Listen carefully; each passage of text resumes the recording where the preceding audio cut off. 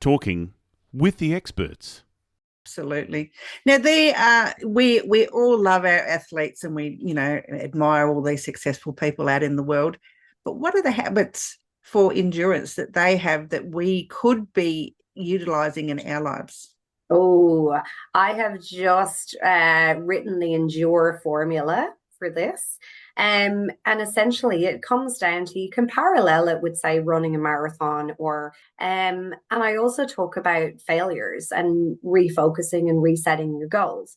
What we don't see about athletes and lots of successful people is one, there's no such thing as an overnight success, and two, they fail all the time. Um, but some of the core things that they can share with us are things like that relentless self-discipline, the prioritization, the recovery is really, really important. And that ability to consistently fine-tune training and reset their course.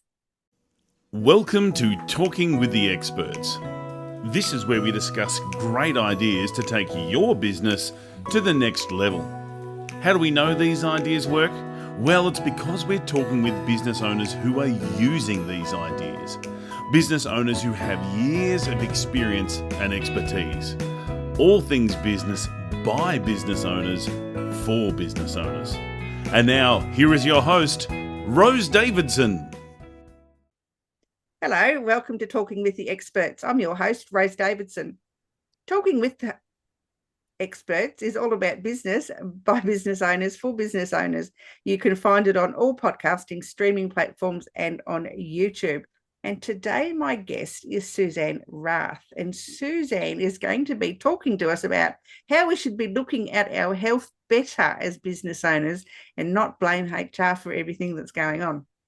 And she will explain to us, how that works and why we should be taking care of ourselves a little bit better. So Suzanne is a speaker. She's a health and leadership coach and a health entrepreneur based in Cairns. In 2013, while working as a physiotherapist in Sydney, Suzanne's life was turned upside down when she suffered a traumatic brain injury and multiple jaw fractures after a car hit her while cycling. Oh dear. Suzanne orchestrated her own recovery over several years before moving to Cairns in 2017 to set up Wellness Embodied to be the clinic she would like to go to herself. Over 8 years, she's won multiple awards, including being named the 2023 Cairns Businesswoman of the Year.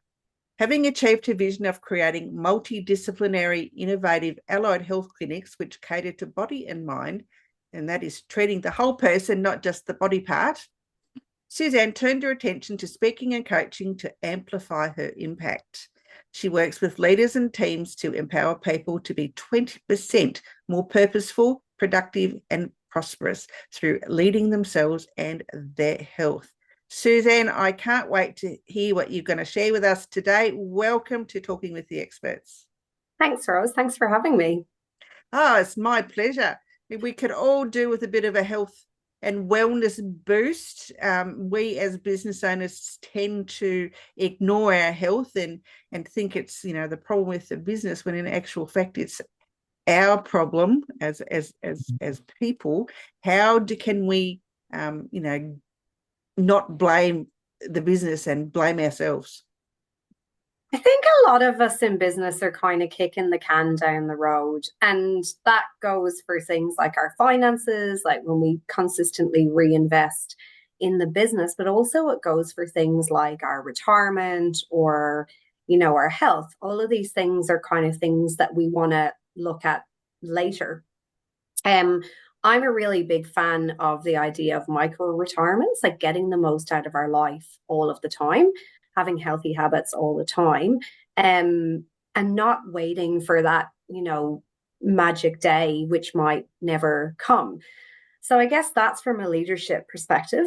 From a working with employees perspective, we're in an age where things like burnout are on the rise, employee disengagement is really high, the idea of quiet quitting is really high, absenteeism is really high. And one of the common themes I've seen in 8 years of ownership is the link between how engaged people are in their lives outside of work and how engaged they are within work. And so if we have people that display really poor health habits, like poor boundaries, perfectionism, have probably de-energizing relationships and things like that outside of work, then we can't expect them to come into work and be, our most productive employees. Yeah, that's very true. Our personal life really does have a lot of reflection on the way we perform at work.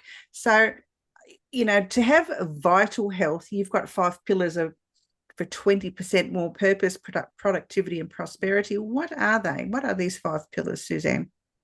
Vitality, which is huge. That is vitality is the core of everything I do. So I've got really 3 sort of core keynotes. One is around midlife, one is about 20% more purpose, productivity, prosperity, and one is around endurance leadership. And they all, if I was to summarize my keynotes in coaching, what they would give in one word is that idea of vitality, energy management, how energizing our lives are.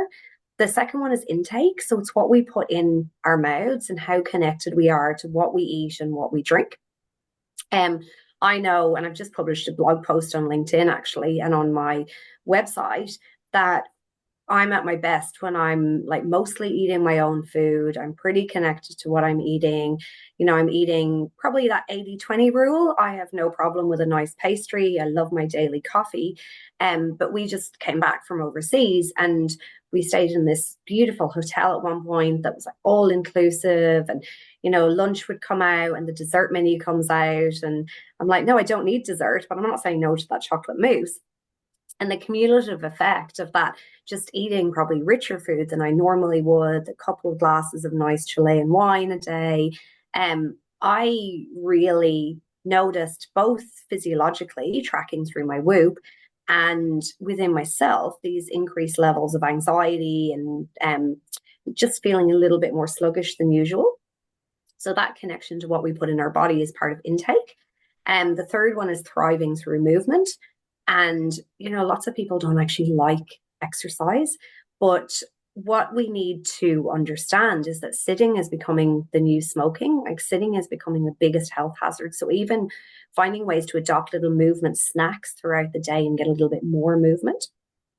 The A is for adaptability, and that really brings in how adaptable we are to change as well as our resilience. So obviously we know we're living in a rapidly changing world. People are afraid of things like AI and the changing nature of jobs and so on.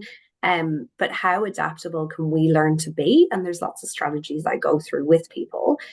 And then the L is for leisure. And that is not only how much we sleep, but also how we invest our downtime. So I gave the example before about energizing relationships. A while ago, I caught up with a friend who was going for lunch with another friend that lunchtime. And, this friend of hers was saying, oh, I can't wait to catch up. So dying for a whinge. And this would be the how those lunches would run, right? Like it would be really draining, really de-energizing. Like she almost needed to charge that friend for a psychology consult, right? But so many of us find ourselves, in these meetings, in these family situations where we feel like we should be doing something as opposed to, actively engaging in the things and the relationships and the activities that are energizing for us. Yeah, and that's a really good point about our leisure time.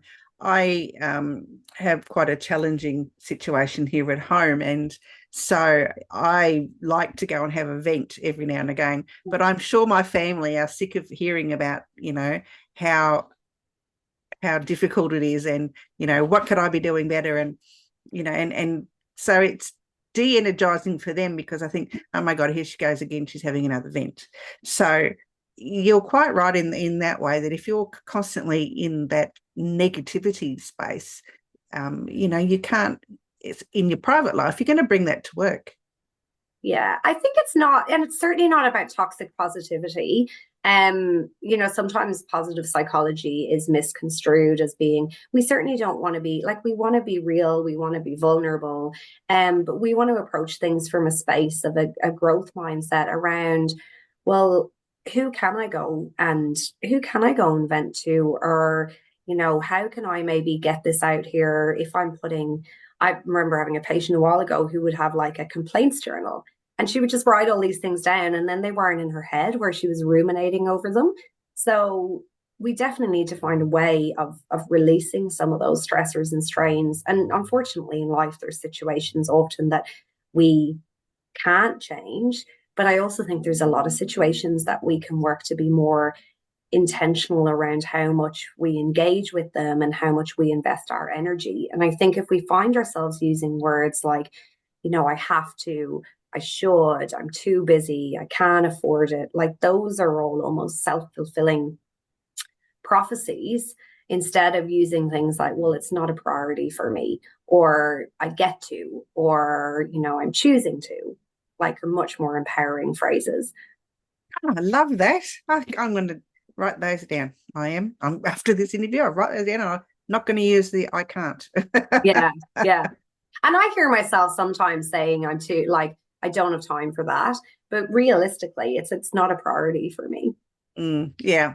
And my friend, she lives in Adelaide, she keeps saying to me, you need to change the words that you use, Rose, because what your thoughts are is what happens in your life. And so you need to reframe or rephrase what you're telling yourself, because your brain's always listening. Yeah. And look, I'm a big fan of that sort of refocus and reset, because otherwise we just find ourselves kind of on that train, right? And complaining or getting into these things can be a little bit of an addiction almost as well. And just that, well, how is this serving me? How does this align with my values? Like that consistent reframe is really important. Absolutely. Now, we all love our athletes, and we admire all these successful people out in the world. But what are the habits for endurance that they have that we could be utilizing in our lives? Oh, I have just written the Endure formula for this. And essentially it comes down to, you can parallel it with, say, running a marathon, or as we just actually did, we just cycled coast to coast across South America. And I tell this as somebody who's a very ordinary athlete. And I also talk about failures and refocusing and resetting your goals. It's like that Google OKR thing where they say, well, if you're hitting 100% of your goals, then they're not really good enough goals, right? But if you set a big goal, if you hit 60 or 70%, then you're still, like, your goal is probably at the right place, right? What we don't see about athletes and lots of successful people is, one, there's no such thing as an overnight success, and two, they fail all the time. But some of the core things that they can share with us are things like that relentless self-discipline, the prioritization, the recovery is really, really important. And that ability to consistently fine-tune training and reset their course. So the Endure formula is around envision, so envisioning the goal. Navigate, so what are the steps you're going to take to get there? And an example I use of this is, a few years ago I signed up for a full Ironman. My reason was because I'd done a half, and because my friend had signed up for the full, and I thought it was the next logical step. And then I did nothing to get there. And you can't outsource training for a full Ironman, right? Like, you can't just go, well, maybe it's going to magically land in my lap. So the vision's great, but unless if we actually break it down into those steps. And the third part of it is drive. So it's, what do we do when things get hard? What's our strategy? How do we push through the wall? How do we keep that drive without it being relentless hustle or constantly driving? But how do we find that bit extra? And in the workplace, or in, I guess, society as a whole nowadays, I think sometimes we have this misconception around things like work, or that we always need to be happy, or so say what I'm doing because I love speaking, I love coaching, I love creating content. One of my team recently said to me, "Oh, when you're doing all this work like that, then it's not really like work." I'm like, "Well, no, it isn't. Like the creating content and the ideas and all that, I love that. But you still have to do things that you don't want to do. Like I'm sure you still need to do some of your bookkeeping or your BAS or like something that you don't, I don't like that stuff, right? I find it really tedious. Maybe you love it." No, hate Yeah. it. So, right, like we have this misconception. There's things you need to drive through, right, to get to what you want to go to. The fourth part of the endure is that utilizing recovery. And probably one of the biggest game changers for me in my work life has been from Christy Goodwin, micro breaks. Women are over 30% more productive if they take micro breaks. And it's like a piccolo break, like a 3 to a 5 minute break. And so I would use Pomodoro method and all these things. And I have my deep focused work time. And then my 20-minute timer or my 30-minute timer would go off. And I'm like, oh, I'll just quickly sit here and check my emails, which is not a break. So the idea of taking that little 5 minutes to like walk outside to the dog, to make a cup of tea, to close my eyes, just as a really quick reset tool is amazing. And I was sold. If that's going to make me more productive, that's great. Then there's the reset and refocus, which we talked about. When we were in South America, as an example of this, I was, determined I was going to do every single kilometer from the coast of Chile to the coast of Argentina. And I had a series of issues with my bike. I started out with a cold. I wasn't sleeping. And the second day, we got to the top of the Andes at 3,800 meters. Obviously the air is really thin. And then we had to come down this insane descent down gravel on my road bike with insane crosswinds. Within 200 meters, I was nearly blown off my bike. And I sat on my front brakes the whole way down. And what I didn't realize at the time, when I'd gotten my bike back from being fixed, my hand was stretched so much constantly on the brakes that by the time I got to the bottom, I was just like spasming. And I had to make this decision between my safety and if I was going to skip 18 kilometers of the ride that day.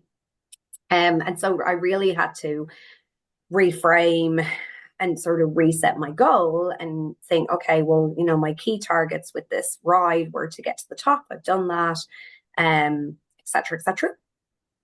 So that's really important.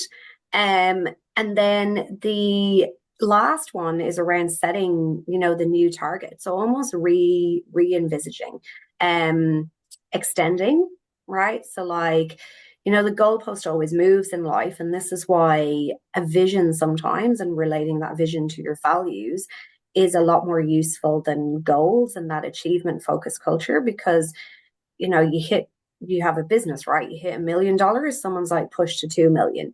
Like you do a marathon, someone's like, well, when are you going to do an ultra run, right? You do a half Ironman, and the next logical step is a full Ironman. So if you can relate the goal back to your vision and your values, it makes it a lot more fulfilling for you, and you're not so dependent on external validation and that achievement culture, which, when you reach the end of the marathon, if it's just about the achievement culture or someone else's goal, it can feel quite hollow. Yeah, I love the fact that you keep setting new goalposts. So you start with one, and then you move to the next, and you work your way until and there's always things to be doing. I mean, it doesn't have to be a half marathon and then you go and do a full one, and then you go and do an ultra marathon. If they're your goals, that's fine, but it's little tiny steps that can get you from one goal to another goal. And they don't have to be huge. It could be I don't know, plant your garden, maybe I'll just go and renovate something else or do something else. So just little tiny things can make such a difference in your life without having to take great huge leaps of faith. It's aligning whatever it is with your values. And for me, to use an example within our business, like I started Wellness Embodied in Cairns from scratch just under 8 years ago as a sole physiotherapist working out of a treatment space, and grew that to 4 clinics, and we've now just gone back to 3. And that to me is not a step back. It's like a release of a headache, to be honest. And I've had people over time say to me, oh, you should franchise, you should do this. I'm like, well, that wasn't really the goal. The goal for me was about a boutique service. It was about providing innovative services and, this vision of making Far North Queensland the healthiest region in Australia. But it's not just about having more and more people, like more and more bums on seats. It's about, well, does that enhance our existing services, or how can we actually expand our existing service delivery in a way that is going to enhance the lives of people, rather than, my logo being on 25 spaces all around Queensland. Yeah, no, I get that. I mean, I've just recently, I had an online podcasting course, and I thought, I had an epiphany last night that I'm going to actually offer it one-on-one. And I thought, and so I just, did everything. And my goal is to get people to podcast, business owners, or just the, ordinary person to become a podcaster, because I think it's such a great way to reach a huge audience. And so my goal is to empower Australians to be podcasters. Amazing. So whether, my goal was the online course. Now the next step is the one-on-one. After that, I'm not quite sure. I haven't come up with another epiphany yet, but I'm sure I will. Yeah, I'm definitely going to hit you up once I create that space for that. And that's the thing. It's like impact. So you can measure what you do in terms of the people that you've helped, or like how they're then, number of people they're then impacting. And we all need to have our way that aligns with us, that we feel like we're making an impact.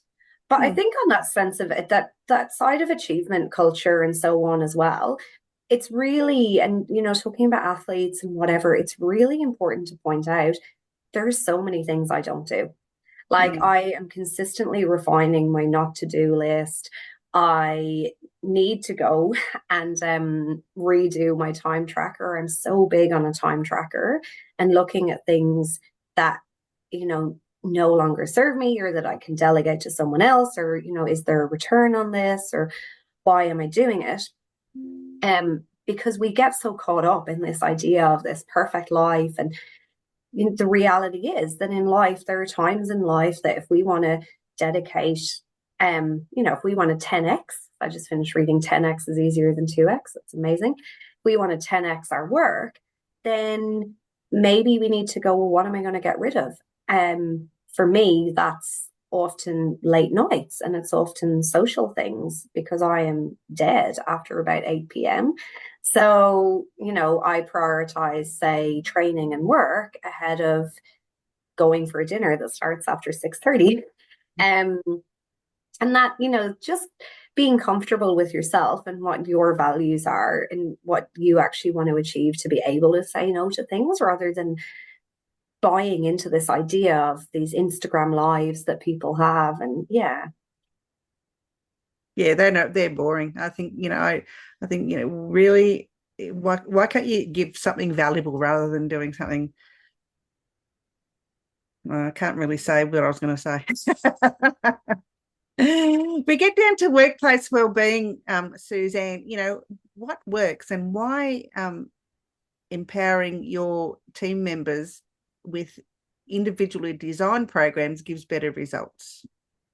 So there's a lot of research on this around individually designed programs. There's research that quotes how employees will stay longer with organizations that value their health and their well-being. And then equally, there's a lot of research actually against the traditional approaches like the employee assistance programs. Also, there is tending to be a bit of a pushback against team building activities. Now, we do team building stuff in our clinic, but we're very selective with it, because you need to really try to cater to everyone, right? So you can't have everyone going out on a reef trip if half the people don't like boats, or they're seasick, or so we really do put a lot of thought, I guess, into what we do, but there's a lot of tacked on team building things and so on that people are really getting quite jaded with. One of the things that really grinds my gears is the tacked on stuff for Are You Okay Day. So like the in-chair massage and the the yoga and these things that are, getting in the workplace well-being speaker who has all these unattainable ideas. Like you've got to meditate for an hour a day. They don't want to. I don't want it. I'd prefer to walk the dogs for that hour. So really it's about giving people strategies that aren't going to invade more and more on their time, actually listening to them, getting to know what motivates them, getting to know what genius work means to them, and empowering them to almost co-design solutions.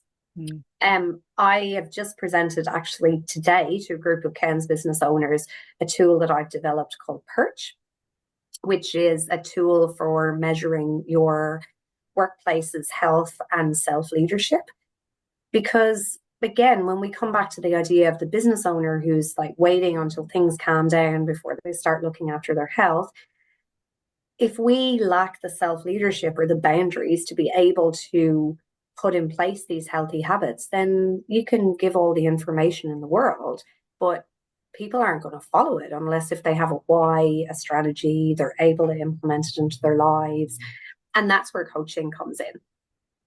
Yeah, and the team has to be invested in their team building exercise. I mean, I used to work for a government agency some years ago, and they used to have all these wonderful team building exercises, much like you described. And honestly, to us, it was just time out of the workplace. But we all hated them because they didn't bring us any value.